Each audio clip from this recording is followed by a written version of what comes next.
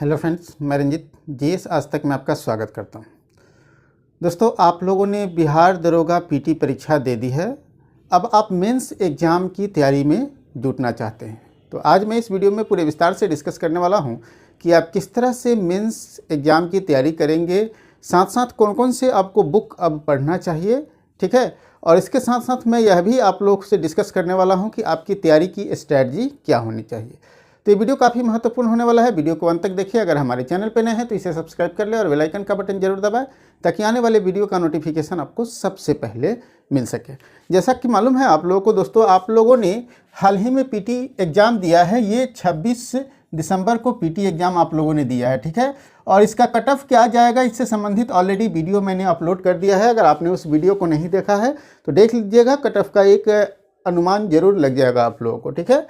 तो 26 दिसंबर को PT exam हो गया है। इसमें लगभग 6 लाख स्टूडेंट्स पीटी एग्ज़ाम में भाग लिए हैं, ठीक है।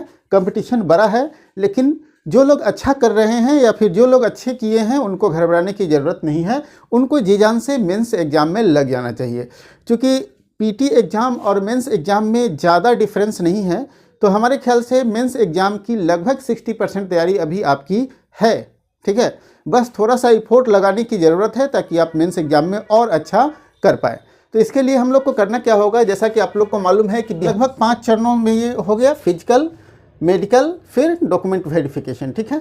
तो ये 5 चरणों से होकर गुजरता है। 5 चरण से में अगर आप पास कर गए तब जाके आपका अंतिम रूप से चयन होता है, ठीक है। लेकिन आपका जो मेंस एग्ज़ाम है यही आपकी सफलता सुनिश्चित करती है। चूँकि मेरिट लिस्ट का जो तैयार होता है, मेरिट लिस्ट, वो आपके मेंस एग्ज़ाम और फिजिकल में पास होने के बाद ही होता है। अगर आप फिजिकल में मेंस एग्ज़ाम क्वालिफाई करेंगे तभी फिजिकल के लिए जा पाएंगे। तो मेंस एग्ज़ाम अगर आप पास नहीं करेंगे तो फिजिकल के लिए नहीं जा पाएंगे, मतलब आपकी सफ़र वहीं समाप्त हो जाएगी।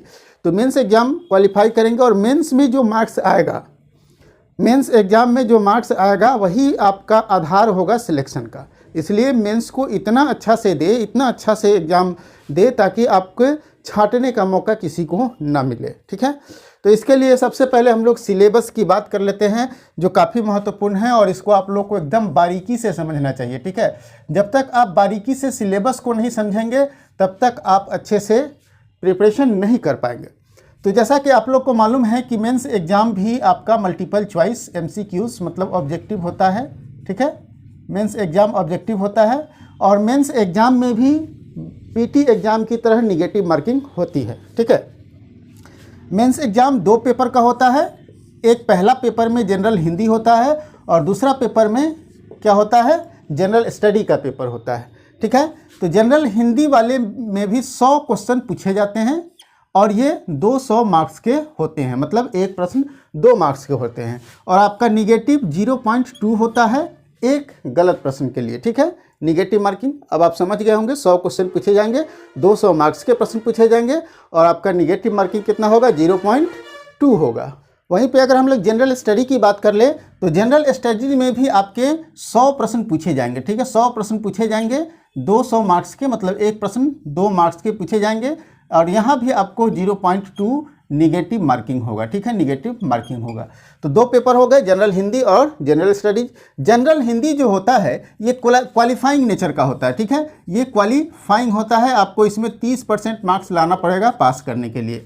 अगर आप इसमें 30% मार्क्स नहीं लाएंगे तो आपके जो जनरल स्टडीज के कॉपी को चेक नहीं किया जाएगा और आपको वहीं पे डिस्क्वालीफाई कर दिया जाएगा। मतलब यह स्पष्ट हो गया कि जनरल हिंदी में भी आपको पास करना जरूरी है, ठीक है। तो जनरल हिंदी और जनरल स्टडीज़ में आपको ज़्यादा सामंजस्य बैठाने की ज़रूरत नहीं है, क्योंकि जनरल हिंदी का जो प्रश्न होता है वो सामान्यतः हिंदी व्याकरण पर आधारित होता है, ठीक है। हिंदी व्याकरण की कोई भी बुक ले लेंगे आप, आपका तैयारी बढ़िया से हो जाएगा, ठीक है। तो जैसे कि आप देख रहे हैं कि यहाँ आपको क्या क्या पूछा जाएगा। जनरल हिंदी में पैसेज पूछा जाता है, ठीक है। पैसेज से कुछ प्रश्न दिए हुए रहेंगे, उसको हल करना रहेगा। संक्षेपण पूछा जाता है, संधि, समास, संज्ञा, सर्वनाम, विशेषण, क्रिया, मुहावरा, कहावत, समानार्थक शब्द, विपर्यार्थक शब्द, ठीक है। लिंग, बहुवचन, एक शब्द के अनेक शब्द, अनेक शब्द के एक शब्द, ये सारे चीज़ पूछे जाते हैं और ये किसी भी आपको व्याकरण की किताब में मिल जाएगी, ठीक है। तो इसके लिए आपको क्या करना चाहिए, इसके लिए आपको कुछ ज़्यादा इफोर्ट करने की ज़रूरत नहीं है। कोई भी मार्केट में बुक ले लें, आप अरिहंत का हिंदी ले सकते हैं, ठीक है। अरिहंत का हिंदी ले सकते हैं, सामान्य हिंदी, इसमें आपको सारी चीज़ें आ जाएगी, ठीक है। या फिर और भी मार्केट में जो भी हो कोई भी एक ले लेंगे तो आपका सामान्य हिंदी से प्रश्न नहीं छूटेगा। मेनली आपका जो मेरिट लिस्ट तैयार होगा वो जनरल स्टडीज़ के आधार पर होगा, और जनरल स्टडीज़ को हम लोग यहाँ पर 2 भाग में बांट कर देखते हैं, ठीक है। जनरल स्टडीज़ को 2 भाग में बांट कर देखते हैं। पहला जो भाग है वो है मैथ और रीजनिंग का, ठीक है। पीटी में आपने देखा होगा कि मैथ और रीजनिंग के कुछ ही प्रश्न रहते हैं, लेकिन यहाँ लगभग 20 प्रश्न आपको मैथ रीजनिंग के देखने पड़ जाएंगे, ठीक है।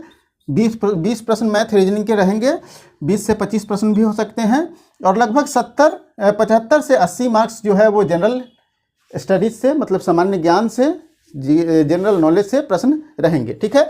तो मैथ और रीजनिंग, मैथ में आपको, ठीक है, अरिथमेटिक मैथ पूछा जाता है, अरिथमेटिक और स्टैटिक्स, ठीक है। ग्राफ वगैरह से भी प्रश्न पूछे दिए जाते हैं, डाटा इंटरप्रिटेशन से भी प्रश्न पूछे दिए जाते हैं। तो मेन रूप से आपका यहाँ अरिथमेटिक और डाटा इंटरप्रिटेशन से जुड़ा हुआ प्रश्न आपको देखने को मिलेगा। कहाँ? मैथ्स में। रीजनिंग में आपको वर्बल रीजनिंग और नॉन वर्बल रीजनिंग, दोनों रीजनिंग से प्रश्न पूछे जाएंगे, ठीक है। तो ये जो है मुख्य भूमिका निभाता है आपका सिलेक्शन में, क्योंकि अभी तक आपने जीएस की तैयारी किया है पीटी में, ठीक है। पीटी में तो जीएस की तैयारी किया ही है। अब आपको मुख्य फोकस कहाँ करने की ज़रूरत है?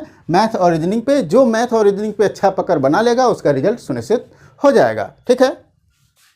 तो अब आप अच्छी तरह समझ गए होंगे सिलेबस को।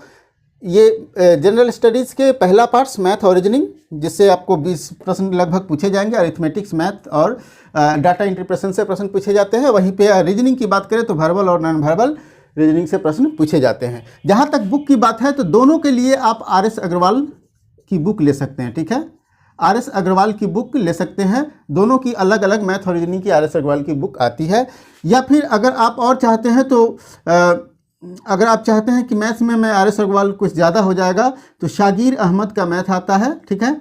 शागिर अहमद का मैथ, वो भी आप पढ़ सकते हैं।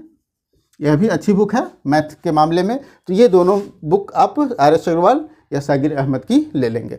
जहाँ तक हम लोग जीके की बात करते हैं, सामान्य ज्ञान की बात करते हैं, तो सामान्य ज्ञान से जो प्रश्न आता है वो हिस्ट्री, भारतीय इतिहास, ठीक है। भारतीय इतिहास से प्रश्न पूछे जाते हैं। ज्योग्राफी और इन्वायरमेंट से प्रश्न, ठीक है।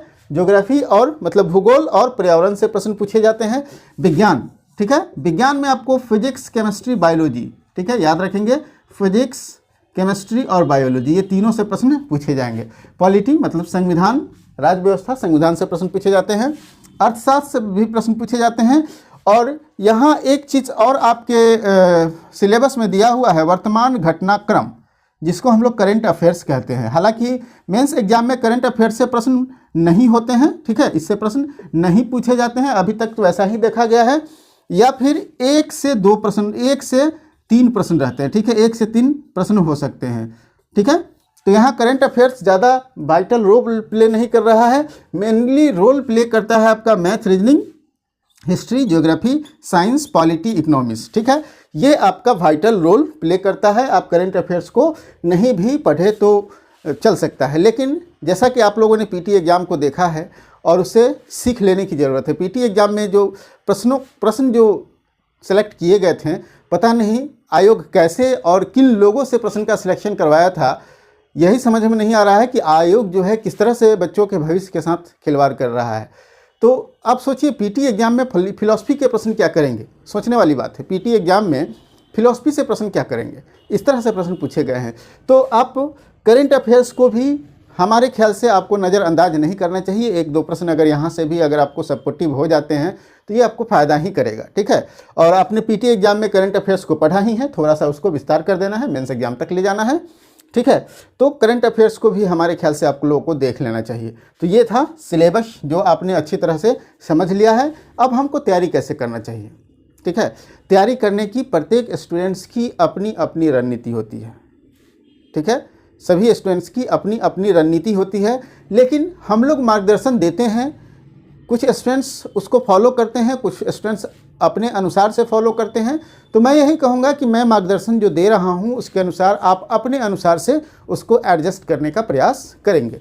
सपोज कीजिए कि आपके पास 8 घंटे हैं, आप 8 घंटे की पढ़ाई करते हैं, ठीक है। मैं 8 घंटा, किसी के पास 10 घंटे भी हो सकते हैं, किसी के पास 4 घंटे भी हो सकते हैं, ठीक है।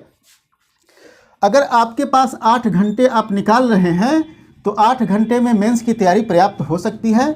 अब आपको क्या करना होगा कि मेंस के साथ साथ आपको फिजिकल पर भी फोकस करना पड़ेगा, ठीक है। फिजिकल में जो भी एक्टिविटीज़ आपसे अपेक्षा रखता है आयोग, उस सभी एक्टिविटीज़ को धीरे धीरे अपने आप में ढालने का प्रयास करें, धीरे धीरे उसके अनुसार आप प्रोग्रेस करने का प्रयास करें, ठीक है। तो क्या है, जैसे आपको दौड़ है, ठीक है, तो धीरे धीरे आप अभी से शुरुआत करेंगे, एकाएक तो आप नहीं दौड़ने लगेंगे फराटेदार, तो अभी से शुरुआत करना पड़ेगा। उसी तरह से लंबी कूद है, ऊंची कूद है, इन सब का प्रयास आपको अभी से करना पड़ेगा। तो सुबह का 1 घंटा फिजिकल एक्टिविटीज़ के लिए निकाल लीजिए, ठीक है। सुबह का 1 घंटा, जिस लोगों के पास समय में शाम को समय है वो शाम को कर लेंगे, तो 1 घंटा आपको निकाल लेना है फिजिकल एक्टिविटीज़ के लिए, फिजिकल एक्टिविटीज़ के लिए। उसके बाद बच गया आपके पास 7 घंटे, ठीक है। तो 7 घंटे में आप क्या करेंगे कि डेली 3 घंटा मैथ और रीजनिंग पर फोकस करेंगे, क्योंकि यहाँ मैथ और रीजनिंग आपके लिए नया है, ठीक है। तो डेली आप क्या कर रहे हैं, 3 घंटा मैथ बना रहे हैं, मतलब 1.5 घंटा आप मैथ बनाएंगे और 1.5 घंटा आप रीजनिंग बनाएंगे, ठीक है। 1.5 घंटा मैथ और 1.5 घंटा रीजनिंग बनाएंगे। अब आपके पास जो समय बच गए, ठीक है, अब बच गया 4 घंटा। इस 4 घंटा को आप जीएस पर, जनरल स्टडीज़ पर फोकस करेंगे, और उस जनरल स्टडीज़ में सबसे पहले आप हिस्ट्री पर ज़्यादा फोकस करेंगे, क्योंकि हिस्ट्री से ज़्यादा प्रश्न आते हैं। लगभग 15 से 20 प्रश्न आपको इतिहास से ही पूछे जाएंगे, इसलिए हिस्ट्री पर इतनी अच्छी पकड़ बनाना है कि इससे प्रश्न छूटे ना, ठीक है। और दूसरा ले लेना है साइंस, ठीक है। आप 1.5 घंटे साइंस को ले लेंगे और 1.5 घंटे का जो समय है वो हिस्ट्री को दे देंगे, ठीक है। 1.5 घंटा हिस्ट्री, 1.5 घंटा साइंस। अभी भी आपके पास 1 घंटा बच रहा है, तो 1 घंटा आप ज्योग्राफी या पॉलिटी दोनों में से कोई एक को ले लेंगे, 1 घंटा इस पर देंगे, और इसी रणनीति के साथ आप आगे बढ़ेंगे। जैसे ही एक सब्जेक्ट समाप्त होगा फिर दूसरे सब्जेक्ट को आप ले लेंगे, जैसे ही समाप्त होगा फिर आप रिवीजन के लिए ले सकते हैं। अगर आप चाहते हैं कि हमारे साथ तैयारी करें, हमारे गाइडलाइन में तैयारी करें, तो आप हमारे साथ भी जुड़ सकते हैं, हमारी होमवर्क सीरीज से जुड़ सकते हैं और फाउंडेशन कोर्स से जुड़ सकते हैं, ठीक है। फाउंडेशन कोर्स से जुड़ सकते हैं। तो होमवर्क सीरीज 5 जनवरी से शुरू होने जा रहा है। होमवर्क सीरीज आपका 5 जनवरी से शुरू होने जा रहा है। आप डेफिनेट रूप से 5 जनवरी से हमारे होमवर्क सीरीज में भाग लीजिए, और ये इस होमवर्क सीरीज के साथ आप 2 जनवरी से जुड़ सकते हैं, ठीक है। 1 जनवरी से ही जुड़ सकते हैं। इस होमवर्क सीरीज के साथ आप 1 जनवरी से जुड़ सकते हैं। 5 जनवरी से आपका होमवर्क सीरीज शुरू हो जाएगा, ठीक है। तो आपको परेशानी नहीं होगा, रहते आप सारा चीज़ को, सारे सब्जेक्ट्स को आप आसानी से कर पाएंगे, ठीक है। साथ साथ फाउंडेशन कोर्स जो आएगा उसमें आपको वीडियो के माध्यम से पढ़ाया जाएगा, ठीक है, और साथ साथ आपको PDF भी उपलब्ध कराया जाएगा, ठीक है। तो जो लोग, ये थोड़ा सा कॉस्टली होगा और ये नॉमिनल कॉस्ट में आपको मिल जाएगा, ठीक है। आप हमारे साथ ऑनलाइन टेस्ट सीरीज भी लगा सकते हैं मेंस के लिए, और ये मेंस के लिए टेस्ट सीरीज बहुत जल्द लॉन्च हो जाएगा, मैं आपको बहुत जल्द बता दूंगा। और साथ साथ दोस्तों मैं यह भी कहूँगा कि आप प्रैक्टिस ज़रूर करें। मेंस की तैयारी कर रहे हैं तो प्रैक्टिस ज़रूर करें, मैथ्स रीजनिंग का प्रैक्टिस खूब करें, ठीक है। जितना आप प्रैक्टिस कीजिएगा उतना मैथ और रीजनिंग आपका उभर कर सामने आएगा। तो मैथ और रीजनिंग का प्रैक्टिस करें, साथ साथ आप प्रैक्टिस सेट या प्रीवियस ईयर के प्रश्न को सॉल्व करें, ठीक है, और उस पर ज़्यादा फोकस करें, तभी जाकर आपका तैयारी होगा। तो इस तरह से आप तैयारी अगर करते हैं तो मैं डेफिनेट रूप से कहता हूं कि आप मेंस में अच्छा मार्क्स ला पाएंगे। और दोस्तों मैं आप लोगों से एक रिक्वेस्ट और करना चाहूँगा कि आप हमारी वीडियो को शेयर नहीं करते हैं, तो हमारी विनम्र विनती है कि आप लोग हमारे वीडियो को शेयर कीजिए, ताकि आवश्यक लोगों तक, ठीक है, आवश्यक स्टूडेंट तक जो घर पे बैठकर अपनी तैयारी कर रहे हैं उन तक हमारा वीडियो ज़रूर पहुंच सके और वो भी लाभान्वित हो सके हमारी वीडियो से, ठीक है। तो डेफिनेट रूप से अगर आप चाहते हैं कि हमारे साथ कंट्रीब्यूट करें तो आ जाइए हमारे कोर्स में, ठीक है, या फिर सेल्फ स्टडी करें तो सेल्फ स्टडी मैंने जो तरीका बताया उस तरीके से आप सेल्फ स्टडी कीजिए, या फिर आप अपना तरीका ईजाद कीजिए, लेकिन मेंस के साथ साथ आपको फिजिकल की तैयारी में भी लगना चाहिए और करना चाहिए। तो इस तरह से अगर आप तैयारी करेंगे तो आपका मेंस श्योर होगा। हमारी शुभकामनाएं आपके साथ है। फिर हम लोग मिलेंगे अगले वीडियो में। आज के लिए इतना ही।